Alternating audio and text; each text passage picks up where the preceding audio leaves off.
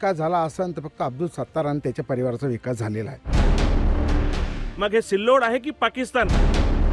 अरे प्याला पानी नहीं देता लोकाला। अरे विकास काय है? 500 देके 5 साल बेकार कर रहा हूँ। हे सिल्लोड आहे की पाकिस्तान हे व्हायरल विधान आहे रावसाहेब दानवे यांचे। पण ह्यांनी हे विधान का केले? 3 वेळा मतमोजणी होऊनही जेव्हा सुरेश बनकर यांचा विजय झाला आहे असे समोर येते, तरी सुद्धा चौथ्यांदा जबरदस्तीने मतमोजणी करून अब्दुल सत्तारांचा गुलाल का उधळला? आणि खरंच कलेक्टर साहेबांनी रिश्वत घेऊन रिझल्ट बदलला आहे का, ह्याची माहिती जाणून घेऊया आजच्या व्हिडिओमध्ये। तर नमस्कार, जय महाराष्ट्र मित्रांनो। मनसेची परिस्थिती या व्हिडिओमध्ये मी म्हणलो होतो की 2024च्या विधानसभा निवडणुका ह्या पार पडल्या आहेत, पण आपल्या समोर खूप सारे महत्त्वाचे प्रश्न सोडून गेले आहेत। आणि त्यापैकीच एक महत्त्वाचा प्रश्न म्हणजे सिल्लोड मतदारसंघाचे उमेदवार अब्दुल सत्तार यांचा खरंच जबरदस्ती आणि रिश्वत देऊन विजय झाला आहे का? कारण आपण सर्वांना माहित आहे की निकाला दिवशी बऱ्याच मतदारसंघातली निर्णय प्रक्रिया ह्या लांबवण्यात आल्या होत्या आणि त्यापैकीच एक मतदारसंघ आहे तो म्हणजे सिल्लोड। आणि इथली निर्णय प्रक्रिया लांबण्याचं कारण म्हणजे 4 वेळा पुन्हा होणारी मतमोजणी। आणि ही मतमोजणी पुन्हा करण्याचे कारण होते ठाकरे गटाचे उमेदवार सुरेश बनकर यांचा विजय। तब्बल 3 वेळा मतमोजणी करूनही सुरेश बनकर यांचा विजय झाला आहे असे समोर येत होते। लोकमतने तर सिल्लोडच्या आमदारस्थानी बनकरांचे नाव देखील छापले होते, पण तरी सुद्धा जबरदस्तीने चौथ्यांदा मतमोजणी झाली आणि त्यामध्ये अब्दुल सत्तारांना विजय घोषित करण्यात आले। यामुळे निवडणूक आयोगाने मतदारांसोबत धोका केला आहे, तसेच कलेक्टर साहेबांनी सुद्धा रिश्वत घेतली आहे अशा अनेक बातम्या समोर येऊ लागल्या। कलेक्टर साहेबांची कॉल रेकॉर्डिंग मोठ्या प्रमाणात व्हायरल होत आहे। ती रेकॉर्डिंग तुम्ही सुद्धा ऐकू शकता, पण ते खरे आहे की खोटे आहे याचा तपास तुम्हीच घ्या। पण आवाजावरून तर ते कलेक्टर साहेब दिलीप स्वामीच वाटत आहेत। अहो कलेक्टर साहेब, तो तुमचा माणूस बार रिझल्ट बदलतोय, तो जो आहे ना लतीफ पठाण, पाटील साहेब मी तिथे ऑब्झर्वर बसले इलेक्शन कमिशनचे, मी ऑब्झर्वर साहेबांना बोललो आता तुमचा फोन ठेवल्याबरोबर। काय करायचं कारण ना, पण तुम्ही तो काम तुम्ही कलेक्टर लुटू लागला, तो पुरे नरक करून टाकल तो सिल्लोड, माहिती का? तो निवडून तिथे एक नाही 10 अब्ज लोक आहेत तिथं एवढं सोपं थोडंच आहे। कॅमेरे आहेत, रेकॉर्डिंग आहे, सगळ्या गोष्टी स्वतः बसलेत ऑब्झर्वरला। मी वारंवार फोन करायला लागलो, सेन्सिटिव्ह वातावरण। सेन्सिटिव्ह म्हणजे काय माहिती साहेब, तो ऑलरेडी बघा 3 वेळेस डिक्लेअर झालेला आहे सुरेश बनकर निवडून आला म्हणून, तरी सुद्धा तो बार रेकॉर्डिंग चालू आहे त्यांची। असं थोडे असतं, किती वेळा असते परमिशन रेकॉर्डिंगची?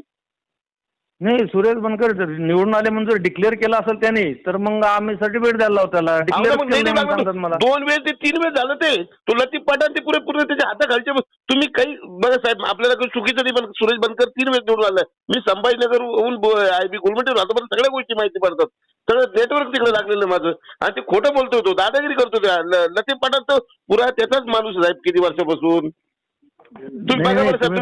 त्याच्यामुळे तसेच हे सिल्लोड आहे की पाकिस्तान हे विधान रावसाहेब दानवे यांनी कोणत्याही 2 धर्मांमध्ये तेज निर्माण होण्यासाठी दिले नव्हते, तर ज्या प्रकारे पाकिस्तानमध्ये जमिनी हडपल्या जातात, ताबे टाकले जाते, ज्यांचा त्रास सर्वसामान्यांना होतो, अशी परिस्थिती सिल्लोडमध्ये निर्माण झाली आहे। आणि त्यामुळे ते विचारतायत की सिल्लोड आहे की पाकिस्तान, ह्याचे स्पष्टीकरण असेच दिले जात आहे। आता सिल्लोडमध्ये खरंच या प्रकारची परिस्थिती आहे का, यावर सिल्लोडकरांचे मत हे पुढील प्रमाणे आहे। केले आहेत। सिल्लोड तालुका हा विकासाच्या बाबतीमध्ये खूप मागे पडलेला आहे, तर मी हेच म्हणेन की यावेळेस तर सिल्लोड तालुक्याला बदल पाहिजे। विकास सिल्लोडचा विकास फक्त कागदावर झालेला आहे आणि तुम्ही ग्रामीण भाग असो का शहरी भाग असो, या भागात कधी सर्वे जाऊन पाहिला तर सगळे बोगस कामं झालेली आहे। आज जर का परिस्थिती पाहिली तर सगळ्या तालुक्यामध्ये मोठमोठे फार्मसी कॉलेजेस आलेले आहेत, इंजिनिअरिंग कॉलेज आलेले आहेत, परंतु अजूनपर्यंत सिल्लोडमध्ये जो कधी काळी 1 नंबरचा तालुका होता, इथे शिक्षणाच्या त्या सोयी उपलब्ध त्या ठिकाणी झाल्या नाही। आता एवढे सगळे होऊनही अब्दुल सत्तार निवडून तर आले, पण पुन्हा काही बातम्या समोर येत आहेत, जसे की आमदार निधीचा गैरवापर केल्याप्रकरणी CID अहवाल असतानाही त्यांच्यावर कार्यवाही का करण्यात नाही आली, असा प्रश्न औरंगाबाद खंडपीठाने गृह विभागाला विचारला आहे। आणि गृह विभागाने यावर 12 डिसेंबर पर्यंत आपली भूमिका मांडावी असे निर्देश त्यांना देण्यात आले आहेत। यावर याचिकाकर्ते महेश शंकर पिल्ले यांचे मत काय आहे हे पहा।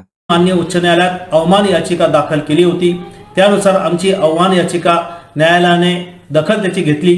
त्यानुसार त्यांनी गृह विभागाचे प्रधान सचिव यांना नोटीस काढून त्याबाबत खुलासा मागितलेला आहे। माझा आरोप आहे की अब्दुल सत्तार इतके भ्रष्ट व्यक्ती असताना, भ्रष्ट आमदार असताना सरकार त्यांना का वाचवत आहेत, वारंवार त्यांना संधी का दिल्या जात आहे?